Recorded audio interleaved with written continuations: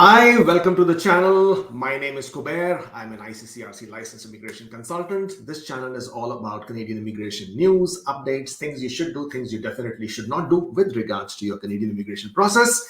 Do you think I'm a bit early with my Christmas introductions? Because, I somehow find them to be very cheerful. I find them to be very uplifting. I find them to be very hopeful. And since I am forever hopeful, it sort of gives me a lot of the joy and the feeling of celebration, feeling of the festival is just around the corner.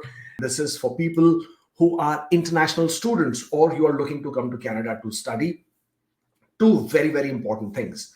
One, if you have received your approval, for your visa, you have received your port of entry letter, you have received your passport request, you've got your visa stamp, please make sure you inform your college. In the past, a lot of times what has happened is people have not informed the college and college doesn't know whether they've got their visas or not.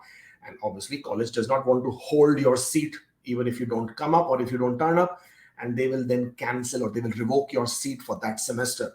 And suddenly, because you haven't informed them, you will just get an email one fine day saying that you no longer have a seat and you will be in a bit of a quandary there. So if you have received an approval for your study permit, if you have received your port of entry letter, you have received your visa, make sure to inform the college. Okay, that's number one. Number two, if your medicals have expired or are expiring, especially this is again applicable to study permit application students. If your medicals are expiring or have expired, then you will need to redo your medicals before you travel to Canada. And not only that, this new medicals that you will do, they have to be updated to IRCC. IRCC has to review them and has to update your account. If you do not do that, your visa will become invalid for travel. And suddenly one fine day you will wake up, you'll have an email from IRCC saying you cannot travel on this visa. It is invalid because your medicals have expired. And then you will frantically be going around running to do something about it because you may have a travel date in the next 1 or 2 dates. Therefore, please be aware of when your medicals are expiring. If your medicals are expiring, please take your medicals again. Make sure IRCC updates them. If you inform IRCC about your medicals, especially for study permit applications, it can take anywhere from 3 to 5 weeks for them to update. In some cases, it has been done earlier as well, but expect 3 to 5 weeks for them to update your account for the medicals to be valid. So the two things that you can do is, one, you make sure you travel before your medicals expire. In that case, obviously your visa will not become invalid. And if you think you will be traveling after your medicals expire, then make sure you undergo an upfront medicals again and you update IRCC by raising a web form with your new medical information sheet. And if you haven't yet sent your passport for stamping, then also attach a copy of your new medicals along with your passport when you send it for stamping. Please bear in mind, because this can cause a real issues.